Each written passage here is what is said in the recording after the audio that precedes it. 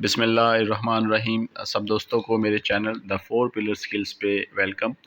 जिन दोस्तों ने मेरा चैनल नया सब्सक्राइब किया है उन्हें मैं बताता चलूँ, मेरा नाम inspector inland revenue Malik Naveed Aslam है और मैं अपने चैनल के तवस्सुक से नए तमाम जो दोस्त हैं इंस्पेक्टर इन रेवेन्यू के जिन्होंने अप्लाई किया हुआ है उनके लिए वीडियो लेक्चर्स अपलोड करता हूँ ताकि उनकी हेल्प कर सकूँ। दोस्तों, आज हम पढ़ेंगे सेक्शन 64 का B part, the tax credit for employment generation by manufacturers. वो तमाम मैन्युफैक्चरर्स जिनको गवर्नमेंट ऑफ पाकिस्तान के जो मजूज़ा रूल्स एंड रेगुलेशंस हैं उसके अंडर वो अगर आते हैं तो उनके जो टैक्स लाइबिलिटी है उसमें से उनको टैक्स क्रेडिट मिलेगा और उनकी लाइबिलिटी को रिड्यूस कर दिया जाएगा। ये तमाम सेक्शन इसके बारे में हमें बताता है। इस सेक्शन में मौजूद कुछ 3 से 4 MCQs भी हैं जो मैं आपको, जैसे हम लोग वहाँ पे पहुँचेंगे, मैं आपको इंशाल्लाह ताला उसके बारे में भी बता दूँगा। शुरू करते हैं सब सेक्शन 1 सेक्शन 64B का कि where a tax payer being a company formed for establishing and operating a new manufacturing unit sets up a new manufacturing unit between 1 July 15 to 30 June 2019। तो दोस्तों, ऐसा कोई भी मैन्युफैक्चरर जिसने इन दो डेट्स के दरमियान, जिसमें ये फ़र्स्ट डेट और लास्ट डेट दोनों इंक्लूडेड हैं, अगर वो मैन्युफैक्चरिंग यूनिट लगाता है तो उसको टैक्स क्रेडिट मिलेगा। यहाँ पे मैं एक चीज़ आपको बताता चलूँ कि टैक्स क्रेडिट लेने के लिए कंपनीज़ क्या करते हैं कि अपनी एक कंपनी को एक जगह से डिमोलिश करके दूसरी जगह पे इस्टेब्लिश कर देते हैं ताकि उसको नए यूनिट का नाम दे सकें और being a new manufacturing unit इसको वो लोग टैक्स क्रेडिट को यूटिलाइज़ कर सकें। तो इस सूरत में क्या होता है, इस सूरत में फिर यही है कि जो वो कंपनी जिस भी कमिश्नर के जुरिस्डिक्शन में आती है वो कमिश्नर किसी इंस्पेक्टर इनलैंड रेवेन्यू को मार्क करता है, उसकी इंक्वायरी मार्क करता है और इंस्पेक्टर इनलैंड रेवेन्यू उसकी इंक्वायरी कंडक्ट करता है और अपनी रिपोर्ट जो है सबमिट करवाता है कि आया कि ये कंपनी ठीक है, मैन्युफैक्चरिंग यूनिट क्या ये नया है या कि पुरानी मशीनरी को ही इंस्टॉल या री इंस्टॉल किया गया है। तो बाकी वही बात है कि अगर 1 जुलाई 2015 से लेकर 30 जून 2019 तक अगर कोई भी इस तरह से कंपनी इस्टेब्लिश होती है, मैन्युफैक्चरिंग यूनिट इस्टेब्लिश होता है तो उसको टैक्स क्रेडिट मिलेगा जो कि उसके 10 साल तक चलेगा। अब 15 से ऑनवर्ड अगर 10 किया जाए तो वो 25 है, 16 से 26, इस तरह 19 से लेकर 2029, यानी कि 2029 तक अभी, यानी कि ये चीज़ अभी राइज है, ये टैक्स क्रेडिट अभी कंपनीज़ को मिल रहा है। तो दोस्तों, सब सेक्शन 2 पढ़ेंगे कि सब सेक्शन 2 कह रहा है कि the tax credit under sub section 1 for a tax year shall be equal to 2% of the taxable for every 50 employees registered with the employees old age benefits institution or employees social security or institutional of provincial government during a tax year। Sub section 2 में वो एक तरह से प्रोवाइज़ो ही दे रहा है कि जी अगर tax credit मिलेगा तो उसके ऊपर क्या वो शर्त लागू कर रहा है कि जी शर्त ये लागू कर रहा है कि जो EOBI है यानी कि employees old age benefits institutions हैं उसके साथ उसके एम्प्लॉइज़ का रजिस्टर्ड होना बहुत ज़रूरी है। अगर उसके एम्प्लॉइज़ उसके साथ रजिस्टर्ड नहीं होंगे तो वो काउंटिंग में नहीं आएंगे। अब क्या है कि अगर उसके 50 एम्प्लॉइज़ हैं तो हर 50 एम्प्लॉइज़ पे उसको 2% का जो है वो एक टैक्स क्रेडिट मिलेगा जो कि हर 50 के बाद बढ़ता जाएगा। 50 के ऊपर 2, 100 के ऊपर 4, 150 के ऊपर 6, 200 के ऊपर 8%।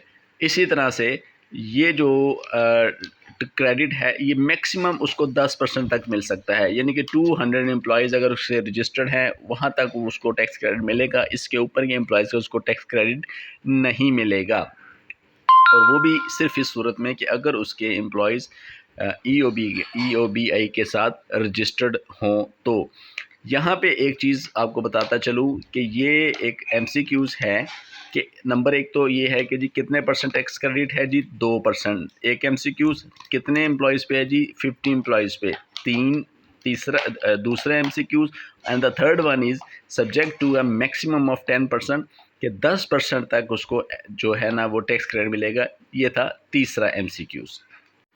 इसके बाद इसका सब सेक्शन थर्ड है कि tax credit under this section shall be admissible.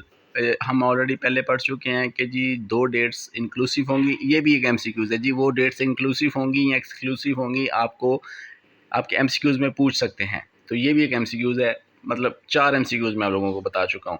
तो इसके जो सब सेक्शन 3 का जो आगे इसकी क्लॉज ए है, वो कह रहा है कि the company is incorporated manufacturing unit is set up between 1st day of July 2015 and 30th day of June 2018, both days inclusive. यहाँ पे उसने वैसे 2018 का जिक्र कर दिया है, पीछे उसने 2019 का जिक्र किया था। ये इसके बारे में मुझे आप में से अगर कोई बता दे तो बड़ी अच्छी बात रही, तो कल के लेक्चर में मैं इंशाल्लाह ताला आपको बता दूंगा कि यहाँ पे 2018 का जिक्र क्यों है। हालांकि हमने तो जो इसका पहले सब सेक्शन 1 पढ़ा है उसमें 2019 का जिक्र है। ये प्लीज़ आप में से कोई मुझे कमेंट बॉक्स में ज़रूर बताइएगा। आगे चलते हैं।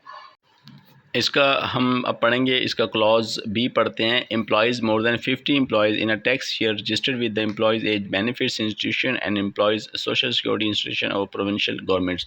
अब वही बात है कि जी उसके 50 एम्प्लॉयज़ जो है ना उनका लाजमी रजिस्टर्ड होना ज़रूरी है एम्प्लॉयज़ एज बेनिफिट्स के साथ। सी में वो कह रहा है कि manufacturing unit is managed by a company formed for operating the said manufacturing unit and registered under the companies act. Companies act के साथ उसका रजिस्टर्ड होना ज़रूरी है। उसके जो रूल्स एंड रेगुलेशंस हैं उसके मुताबिक वो कंपनी जो है ना अपनी सर्विसेज या अपनी मैन्युफैक्चरिंग वगैरह उसके मुताबिक वो अपना यूनिट वगैरह लगाए जो कि कंपनी एक्ट में जो रूल्स एंड रेगुलेशंस हैं। इसके बगैर अगर वो करते हैं तो उनको टैक्स क्रेडिट नहीं मिलेगा। डी पार्ट में वो कह रहा है कि the manufacturing unit is not established by the splitting up of और कंस्ट्रक्शन और रिकंस्ट्रक्शन। वही बात है जी दोस्तों जो मैंने आपको पहले पैरे में बता दी थी कि कंपनीज अपना टैक्स क्रेडिट लेने के लिए क्या करते हैं कि जी एक जगह से शिफ्ट हुए या दूसरी जगह चले गए, या अपनी मशीनरी को उन्होंने एक जगह से उठाया दूसरी जगह पे, या अपनी दूसरी जगह की मशीनरी को यहाँ पे लाके इंस्टॉल कर दिया ए पॉइंट पे। यानी कि ज़ाहिरी शो ये करना कि वो लोग एक नया मैन्युफैक्चरिंग यूनिट लगाने जा रहे हैं, लेकिन असल में वो ऐसा करते नहीं हैं। तो इस चीज़ को रोकने के लिए या इसका जो काउंटर है उसके लिए क्या है कि जी वो जो कंसर्न कमिश्नर है वो इंक्वायरी फिज़िकल इंक्वायरी हेल्ड करता है, जो कि इंस्पेक्टर इंडियन रेवेन्यू वो इंक्वायरी कंडक्ट करता है और अपनी रिपोर्ट सबमिट करवाता है कि आया whether this company is newly formed और it is actually the result of splitting of इस प्रीवियस यूनिट। तो ये इसका बी सी और डी पार्ट है। अब हम इसको आगे चलते हैं और आगे देखते हैं कि क्या लिखा हुआ है।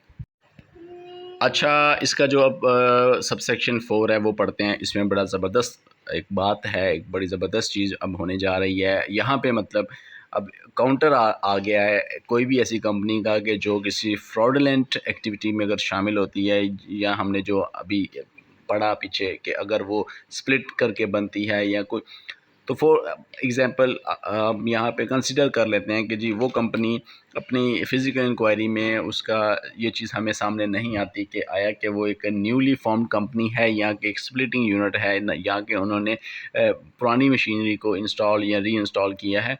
तो क्या है कि जी फ़र्ज़ करें कि ये सब चीज़ें स्किप हो गई हैं, नहीं पता चला जो भी था, लेकिन इन फ्यूचर पार्ट 4 में वो अब बताएगा कि इन फ्यूचर अगर कभी भी ऐसा पता चलता है कि जी किसी भी वजह से on the basis of documents और अदरवाइज़, या तो ये कि डॉक्यूमेंट्स वगैरह से पता चल जाए या अदरवाइज़ में कुछ भी आ सकता है, मतलब कोई इन्फॉर्मेशन आ सकती है कुछ भी।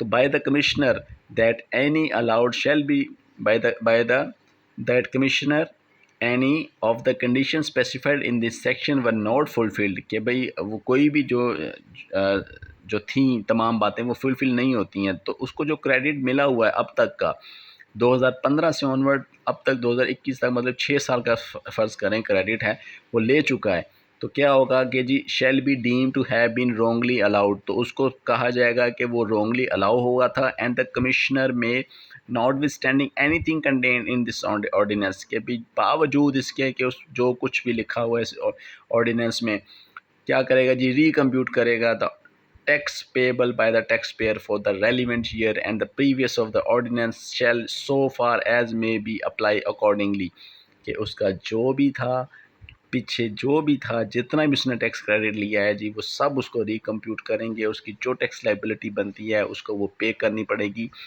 जो भी होगी अप्लाई अकॉर्डिंगली, उसके मुताबिक वो अपनी टैक्स लाइबिलिटी को पे करेगा।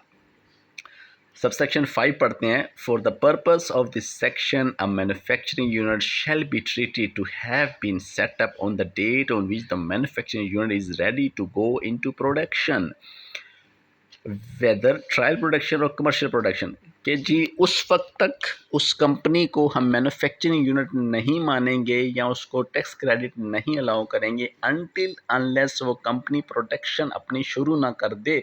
हाँ, ट्रायल प्रोडक्शन भी हो सकती है और कमर्शियल प्रोडक्शन भी हो सकती है, ये दोनों चीज़ें इसमें शामिल हैं। लेकिन अगर सिर्फ मशीनरी इंस्टॉल की गई है, ये चीज़ पकड़ी कैसे जाएगी? ये चीज़ इस तरह पकड़ी जा सकती है कि जी उस कंपनी के बिजली के मीटर्स को चेक किया जाए। अगर वहाँ पे गैस का मीटर लगा हुआ है तो गैस के मीटर को चेक किया जाए, क्या उसकी कंजम्पशन हो रही है, क्या बिजली के मीटर इतने यूनिट्स शो कर रहे हैं कि वो कंपनी रन कर रही है या नहीं कर रही है, क्या उसके गैस के मीटर ये शो कर रहा है कि उस कंपनी में मैन्युफैक्चरिंग हो रही है कि नहीं हो रही है। तो जिस दिन से उसकी मैन्युफैक्चरिंग शुरू होगी उसी दिन से ही वो कंपनी को माना जाएगा कि ये कंपनी 2015 से लेके 2019 की जो डेट्स है इनके दरमियान इसने अपना मैन्युफैक्चरिंग यूनिट लगाया और अपनी मैन्युफैक्चरिंग शुरू की। तो दोस्तों, फ्रेंड्स, ये थी आज की वीडियो। उम्मीद करता हूँ आप लोगों को पसंद आई होगी।